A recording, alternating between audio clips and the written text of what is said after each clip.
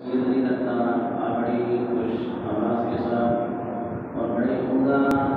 نکات کے ساتھ بیان فرماتے ہیں، اور میں تو ایسا کرتا ہوں نہ میرا گلا نہ میری نماز ہے، تو میں تو آپ کا بیان سننے کے لیے حاضر ہوا تھا، مگر آپ نے چونکہ فرما دیا ٹائم بھی انتہائی مختصر ہے، انشاءاللہ کوشش کریں گے کسی وقت کے اندر ہی کی بات کو مکمل کیا جائے۔ آپ تمام آباد توجہ کے ساتھ سماعت فرمائیے گا۔ میں نے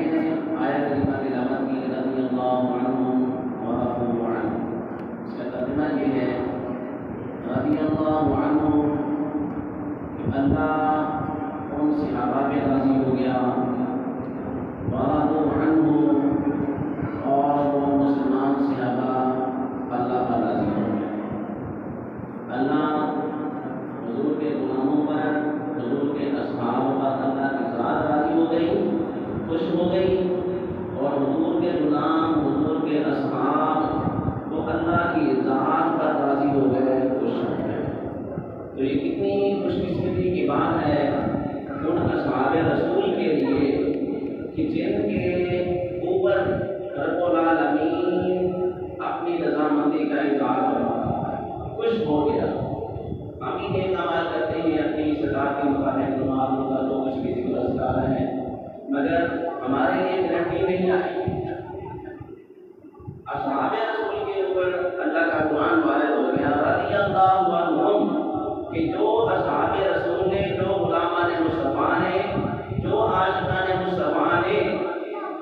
اعمال کیے،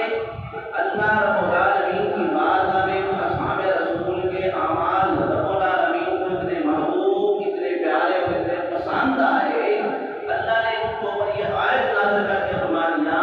اے میرے نبی کے غلاموں، اے میرے نبی کے صحابہ رضی اللہ عنہم، میں رب ہو کے تمہارے ساتھ راضی ہو گیا۔ کتنی خوش قسمتی کی بات ان اصحاب رسول کے لیے ہو گئی کہ جن کے متعلق اللہ رب العالمین یہ بات فرما دے کہ میں رب ہو کے اے میرے نبی کے غلاموں تمہارے اوپر کیا ہو گیا، راضی ہو گیا۔ جب اللہ کی ذات بندے پہ راضی ہو جائے تو ایٹومیٹک بندے کے اعمال پہ بھی بڑا راضی ہو جاتا ہے۔ ورضوا عنہ اور وہ اصحاب رسول رب سے راضی ہیں۔ اس کا مطلب یہ ہے کہ اصحاب رسول کی یعنی حضور علیہ السلام کے جو صحابہ تھے ان کی میرے مصطفیٰ کریم علیہ السلام نے تعلیم و تربیت کا اہتمام اس انداز سے فرمایا کہ وہ اصحاب رسول جتنے بھی ہیں وہ سارے کے سارے صحابہ وہ ایسے اعمال کرتے ہیں کہ جن اعمال کے کرنے سے ان کا راضی ہو جاتا ہے۔ ہمارے اعمال ان کے اندر نافرمانیاں بھی ہو جاتی ہیں، غلطیاں کوتاہیاں بھی ہو جاتی ہیں، مگر قرآن نے یہ اصحاب رسول پہ کہ انہوں نے جو اعمال کیے ہیں وہ رب العالمین کی بارگاہ میں پسند ہیں، رب کی بارگاہ میں وہ اعمال پسند ہیں۔ اسی بات سے گارنٹی کے ساتھ اللہ نے فرمایا رضی اللہ عنہم، اے میرے نبی کے غلاموں، کام تمہارے تھے، اعمال تمہارے تھے، افعال تمہارے تھے، مگر میں رب ہو کے گارنٹی دے رہا ہوں کہ تمہارے تمام اعمال کے اور تمہاری ذات اور تمہارے نفوس میں رب ہو کے راضی ہو گیا۔ کتنے موقع قسمت صحابہ ہیں، اور ان کے اندر ہر صحابی میں نا آپ یقین جانیے وہ تعارف کا محتاج نہیں ہے۔ ان کے اعمال، ان کا کردار، ان کی سیرت وہ خود ان کا اظہار کرتی ہے کہ وہ کیسی عظیم شخصیات تھی، مگر آج ہم جس ہستی کا ذکر کر رہے ہیں اور ان کا ہو رہا ہے ان کا نام ہے حضرت عثمان بن عفان المعروف ذو النورین رضی اللہ تعالیٰ عنہ، عثمان غنی۔ سارے بچے ان کے نام سے واقع میں یہ مسلمانوں کے تیسرے خلیفہ ہیں۔ کتنے نمبر پہ آتے ہیں؟ پہلے حضرت ابوبکر صدیق، دوسرے نمبر پر اور تیسرے حضرت عثمان بن عفان رضی اللہ تعالیٰ عنہ ہیں۔ حضرت عثمان کی سیرت اور ان کے کردار یہ ہمارے لیے ایک مشعل راہ اور ایک مشعل نمونہ ہے،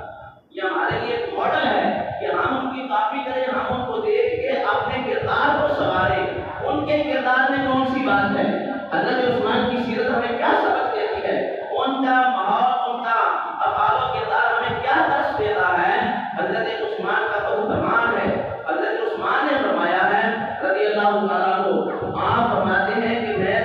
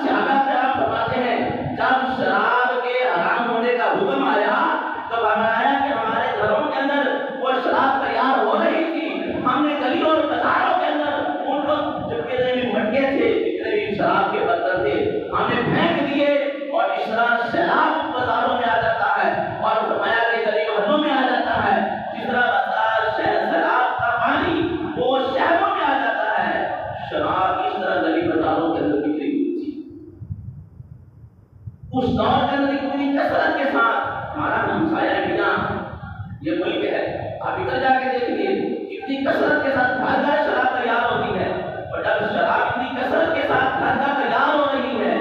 تو پھر پینے والے بھی تو وہاں پہ ہیں نا،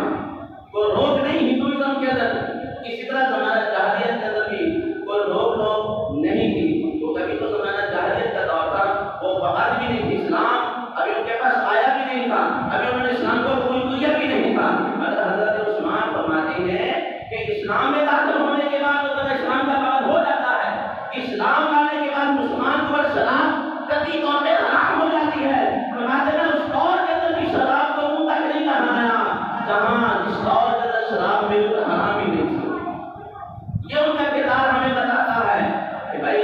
ارے اصحاب رسول کے ماننے والوں، نبی کے غلاموں، صحابہ کرام کا جو زندگی ہے، ان کا طرز اور طریقہ ہے، صحابہ کرام کا جو ایمان ہے، اللہ رب العالمین نے ان کے ایمان کو ہمارے لیے ایک معیار اور کسوٹی بنایا۔ قرآن فرماتا ہے وَإِذَا قِيلَ لَهُمْ آمِنُوا كَمَا آمَنَ النَّاسُ، اللہ نے منافقوں کو فرمایا، منافق وہ ہوتے تھے جو دل سے انکار کرتے تھے، دل سے انکار کرتے، زبان سے اقرار کرتے تھے، یہ دوگلی پالیسی تھی۔ اللہ رب العالمین نے ان منافقین کو فرمایا تمام بھی قالوا آمنا باللہ وبالیوم الآخر، کہتے ہو کہ ہم اللہ پر بھی ایمان لائے، ہم آخرت پر بھی ایمان لائے ہیں، میرے رب نے فرمایا تمہارا اس طرح کا ایمان میں رب کریم کی بارگاہ میں قبول نہیں، مولا کیسے تیرا بارگاہ میں ایمان قبول ہوتا ہے؟ فرمایا کما آمن الناس، ارے لوگوں ایمان لانا ہو اس طرح لاؤ جس طرح ابو بکر ایمان لایا ہے، ایمان لانا ہو اس طرح لاؤ جس طرح میرا عمر بن خطاب ایمان لایا ہے، ایمان لانا ہو اس طرح لاؤ جس طرح میرا عثمان میرے نبی ایمان لائے ہیں، ایمان لانا تو مولا کچھ تو خوشا کی طرح ایمان لاؤ۔ اللہ نے اصحاب رسول کے ایمان کو مسلمانوں کے لیے ایک معیار کسوٹی بنایا ہے، ایک نمونہ بنایا ہے، میں کہ لوگوں کس طرح اصحاب رسول نے میں رب العالمین پہ، میرے محبوب پہ، میری کتاب و فرشتوں پہ، یوم آخرت پہ ایمان رکھا ہے، مجھے اس طرح کا ایمان چاہیے۔ وَإِذَا قِيلَ لَهُمْ آمِنُوا كَمَا آمَنَ النَّاسُ، میں جس طرح اصحاب رسول ایمان لے ہیں ایسا ایمان لے کے آؤ۔ اس کا مطلب یہ نکلا کہ میرے رب کی بارگاہ میں حضرت ابو بکر عمر بن خطاب کا ایمان جو قبول ہے اور اتنا پسند اور پیارا ہے، اتنا ہی حضرت عثمان بن عفان کا بھی ایمان پیارا اور قبول ہے۔ حضرت عثمان غنی رضی اللہ عنہ، آپ کی سیرت اور آپ کا کردار ہمیں جہاں یہ سبق دے رہا تھا، جھوٹ نہیں بولتے تھے، شراب نہیں پیتے تھے، اور اس کے ساتھ ساتھ آپ یہ بھی فرماتے ہیں کہ جب میں نے حضور کے ہاتھوں میں ہاتھ ڈال کے بیعت کر لی، جس طرح آج کے دور کے اندر ایک مرید اپنے مرشد اور اپنے پیر کے ہاتھوں میں جب ہاتھ ڈال کے بیعت کرتا ہے تو اس کا مرید بن جاتا ہے، بیعت ہو گئی۔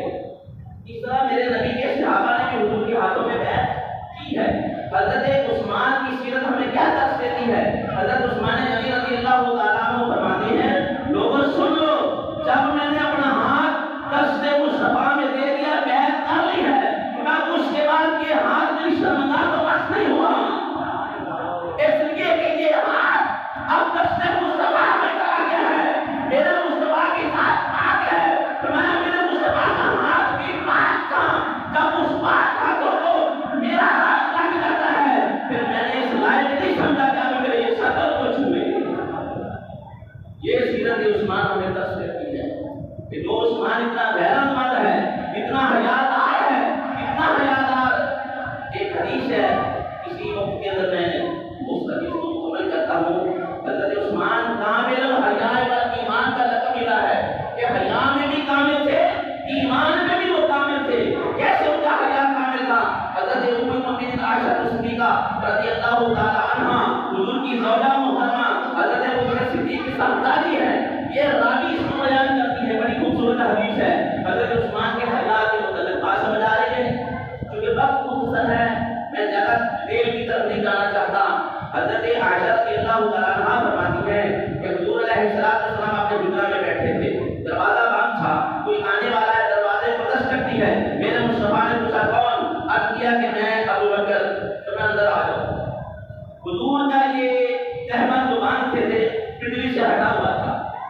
تہمت حضور کا پنڈلی سے تہمت ہٹا ہوا تھا، پنڈلی کی تنگی خالی تھی۔ اس حالت میں حضور